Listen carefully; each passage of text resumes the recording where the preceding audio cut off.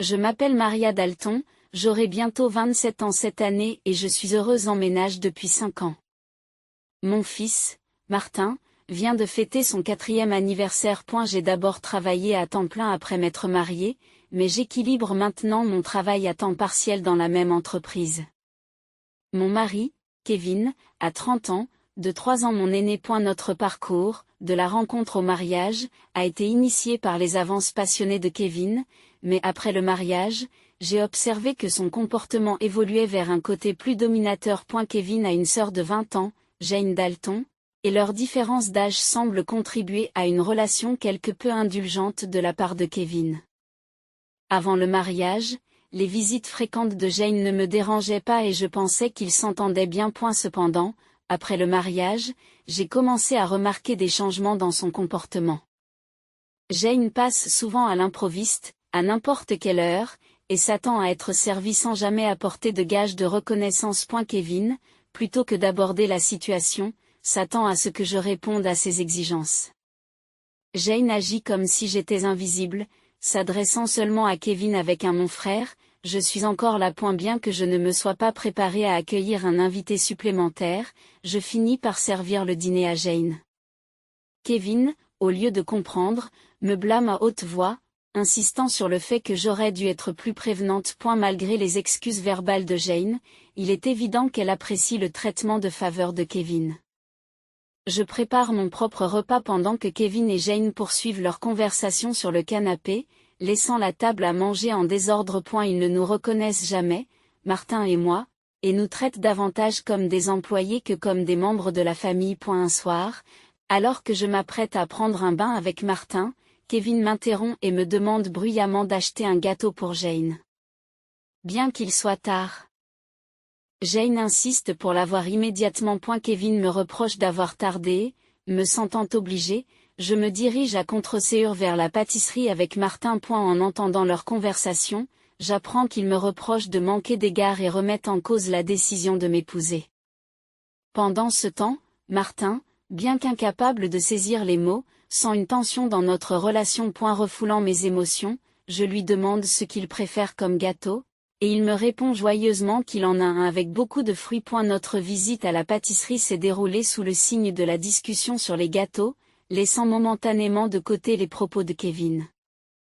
Martin et moi sommes arrivés juste avant la fermeture et avons heureusement trouvé le gâteau que Jane désirait. Nous avons acheté 2 gâteaux, dont celui aux fruits que Martin voulait. Dès au retour à la maison, j'ai servi les gâteaux à Jane et Kevin, puis j'ai préparé le gâteau de Martin et je me suis rendue dans la salle à manger. Au moment où je l'ai placé devant Martin, Jane l'a pointé du doigt et a exprimé son désir pour ce gâteau. Avant que je puisse réagir, Kevin a déplacé le gâteau choisi par Martin devant Jane, sans tenir compte des protestations de Martin. Kevin s'est justifié en affirmant qu'il avait acheté le gâteau avec son salaire et qu'il avait le droit de choisir pour Martin. Incapable de contenir mes émotions plus longtemps, j'ai exprimé mon mécontentement.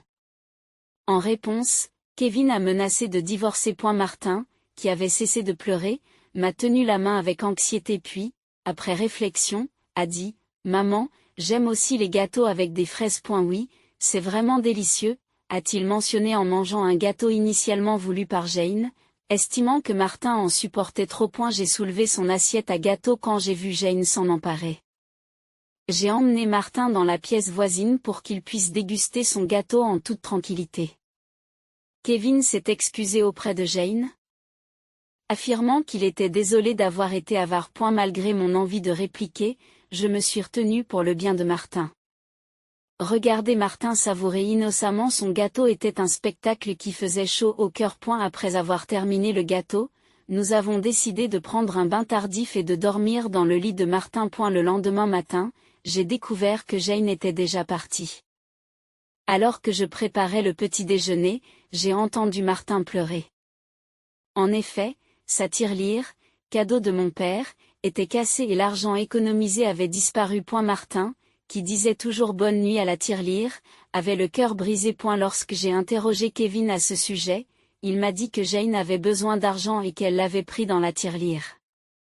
En tenant Martin en larmes et ébranlé, j'ai ressenti sa douleur de manière si aiguë que j'ai pleuré avec lui. Et elle était douloureux de voir Kevin donner la priorité à sa sœur et s'occuper d'elle plus que de notre fils. Exprimant ma colère et ma tristesse, j'ai confronté Kevin, rompant mon silence habituel sur les disputes devant Martin. Kevin, sans un mot, est allé dans la chambre à coucher et est revenu avec quelque chose de choquant à la main, des papiers de divorce. J'ai découvert les papiers du divorce que Kevin avait cachés dans un endroit que je ne connaissais pas. Dans un élan soudain, il m'a fait face, m'a jeté les papiers à la figure avant de quitter la maison avec fracas. Martin, qui n'avait jamais pleuré sur les problèmes avec Kevin et Jane, semblait avoir atteint sa limite, pleurant depuis la nuit dernière. Incapable de supporter de voir Martin si blessé, j'ai proposé de ne pas aller à la garderie pour la journée, ce qu'il a accepté avec un grand oui, affichant un léger sourire. Nous avons passé la journée à jouer et à tisser des liens. Martin a pris un livre d'images sur l'étagère, s'est assis sur mes genoux et a joyeusement fait remarquer, la maîtresse de la crèche aujourd'hui, c'était maman, n'est-ce pas? Il ressemble à un ange. Son petit cœur semblait rempli de patience, et j'ai décidé de rendre cette journée spéciale en prenant un jour de congé. Bien que cela ait pu causer des problèmes sur mon lieu de travail, ils ont gentiment compris la situation et m'ont accordé un jour de congé. Le matin, nous sommes allés au parc, avons joué à cache-cache et nous sommes amusés dans le bac à sable et sur le toboggan. Lorsque nous sommes rentrés à la maison pour le déjeuner, Martin semblait endormi, il faisait habituellement la sieste tout seul, mais aujourd'hui, il s'est endormi sur mes genoux comme lorsqu'il était bébé. J'ai d'abord pensé à faire des tâches ménagères pendant sa sieste, mais j'ai décidé qu'aujourd'hui était spécial. Au lieu de cela, je me suis laissé guérir par son visage paisible et sa respiration douce. Cependant, mon moment de sérénité a été brusquement interrompu par un bruit provenant de l'entrée, indiquant que la porte d'entrée s'était ouverte. Comme Kevin ne rentrait pas à l'heure habituelle, je me suis méfié et je me suis rapidement caché dans le placard de la chambre, serrant Martin dans mes bras. Une voix a résonné dans la maison, à ma grande surprise, c'était Jane. Tremblante de peur, je l'ai écoutée chercher quelque chose, exprimant sa frustration de ne pas l'avoir trouvé. Jane a ensuite passé un coup de fil, mentionnant Kevin et discutant de leurs recherches infructueuses. Après l'avoir entendu fermer la porte d'entrée et partir, j'ai mis Martin au lit et j'ai réfléchi à ces événements étranges. Je n'arrivais pas à comprendre pourquoi Jane était entrée dans la maison et ce qu'elle cherchait. Soudain, Kevin m'est apparu comme un étranger et j'ai ressenti un mélange de dégoût et de peur à son égard. En préparant rapidement les affaires de Martin et de moi-même, nous nous sommes rendus à la gare et avons pris le train pour la maison de mes parents. Heureusement, leur maison n'était pas loin. À 2 stations de la pointe. Bien que je ne les ai pas contactés au préalable, mes parents ont senti quelque chose dans mon expression et nous ont accueillis sans poser de questions. Je leur ai raconté toutes les preuves, y compris ma peur de rester chez nous à cause des actions de Kevin et Jane. En entendant ma mère suggérer que Jane cherchait peut-être mes affaires, voire des cartes de crédit, je me suis souvenu de mon expérience passée de PDG prospère dans le secteur des articles faits main. J'avais confié l'entreprise à des amis lorsque, après mon mariage, j'ai décidé d'élever mon enfant en priorité. Bien que je travaille toujours à temps partiel et que je communique avec l'entreprise depuis mon domicile, Kevin ne savait pas que j'étais toujours PDG. J'ai découvert les documents de divorce que Kevin avait cachés, soupçonnant qu'il pensait que je disposais d'un montant d'épargne décent. Bien que je lui ai dit que je recevais toujours une aide de la part de la société, j'ai délibérément gardé secret les détails concernant mon statut de PDG et mes économies. Cette discrétion s'explique par le fait que j'ai réalisé très tôt dans notre mariage que Kevin avait du mal à gérer son argent et qu'il avait tendance à dépenser tout ce qu'il gagnait. À eu début, Kevin ne fournissait que $200 par mois pour les dépenses alimentaires et m'a même suggéré de quitter mon emploi pour devenir une femme au foyer à plein temps. Cependant, compte tenu des contraintes financières liées à l'éducation de Martin et des $200 seulement pour la nourriture, je n'ai jamais accepté d'être une femme au foyer à plein temps. Finalement, il m'a permis à contre-séance de travailler à temps partiel et de m'assurer que je n'envisagerais pas le divorce. Et elle m'a fait signer, par l'intermédiaire d'un avocat, une renonciation aux biens après le mariage. Depuis la naissance de Martin, j'ai utilisé mes économies pour payer ses frais de crèche et ses vêtements. car je n'ai reçu que 200 $ pour la nourriture. Je n'ai jamais demandé à Kevin de fonds supplémentaires au-delà du budget alimentaire, ce qui lui fait croire que j'ai des économies. Compte tenu du besoin apparent d'argent de Jane et de la perception qu'a Kevin de ma situation financière, il se peut qu'il recherche mes cartes de paiement. J'ai un compte d'épargne séparé dédié à Martin, sur lequel une partie de mon salaire est directement déposée chaque mois. Malgré leurs recherches, ils ne trouveront pas les cartes de crédit, car j'ai toujours mes objets de valeur sur moi. Cependant, il reste un problème troublant. Jane pourrait entrer dans notre maison même en notre absence et Kevin pourrait le permettre. Suivant les conseils de mon père, j'ai décidé de ranger mes objets de valeur, y compris les cartes de crédit, dans le coffre-fort de mes parents. Alors que je réfléchissais à leurs besoins d'argent, Martin s'est approché de mon père, pleurant sa tirelire cassée et la promesse brisée d'économiser. Mon père, irrité par l'histoire de Martin, s'est juré d'appeler Kevin. Ma mère a suggéré de découvrir calmement leur but, car la mention du divorce par Kevin risquait de nous faire porter le chapeau, ce qui rendrait le divorce plus favorable pour lui. Pour le savoir, j'ai décidé d'enregistrer leur conversation, en consultant un avocat qui était un ami de mon père.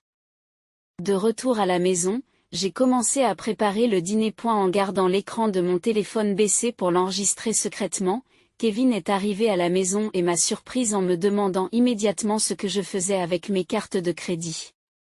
Lorsque je l'ai interrogé, il a donné des réponses vagues, essayant de me tromper. Lorsque j'ai gardé le silence, Kevin s'est énervé et a réclamé tout l'argent de mon temps partiel pour sa sœur.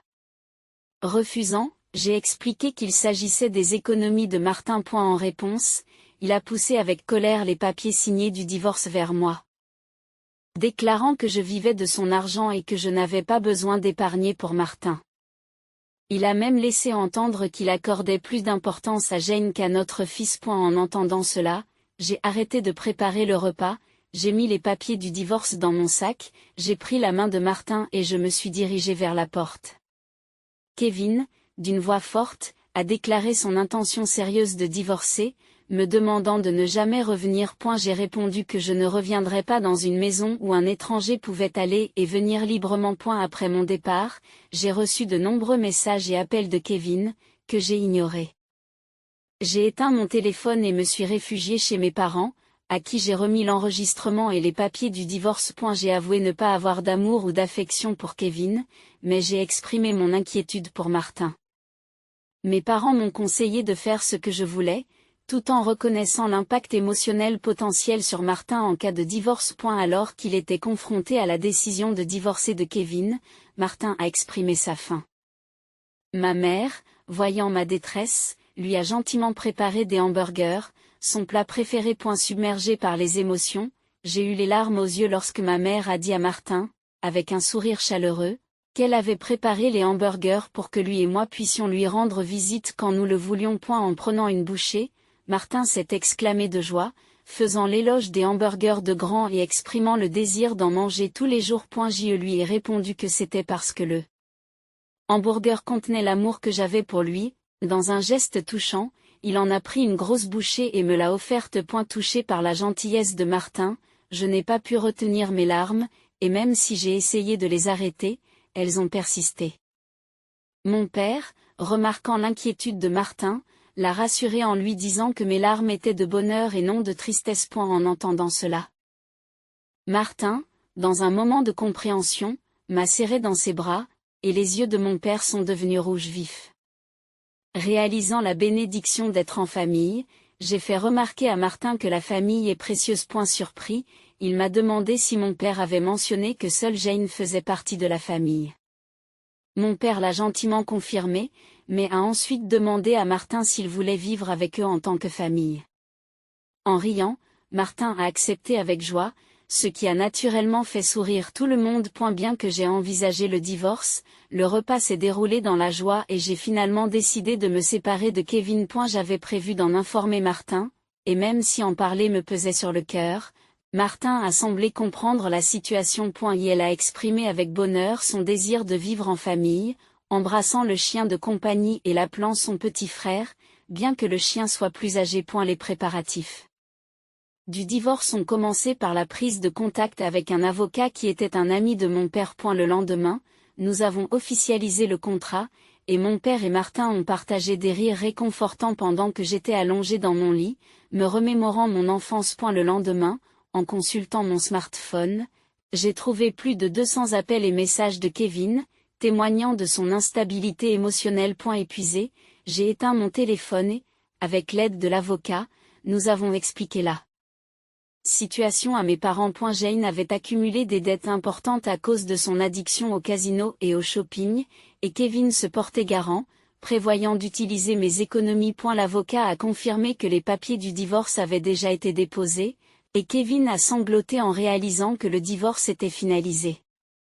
Bien qu'il s'attende à des désaccords sur la pension alimentaire, il a signé un engagement à verser $340 à Martin chaque mois. Lors d'un appel ultérieur de Kevin, son ton n'était pas agressif et il a calmement admis la manipulation financière et expliqué ses sentiments complexes à l'égard de Jane. J'ai fermement affirmé ma décision de ne pas revenir sur ma décision et j'ai entendu ses faibles sanglots avant qu'il ne me souhaite du bonheur et ne raccroche. Rester forte jusqu'au bout, j'ai discuté de mes projets d'avenir avec mes parents et j'ai décidé de rester avec eux jusqu'à ce que Martin grandisse. J'ai repris mon rôle de présidente d'entreprise et j'ai appris plus tard que Kevin et Jane avaient informé leurs parents de leur divorce et de leurs dettes, ce qui a entraîné leur déshérence. Aujourd'hui, je trouve le bonheur auprès de ma famille.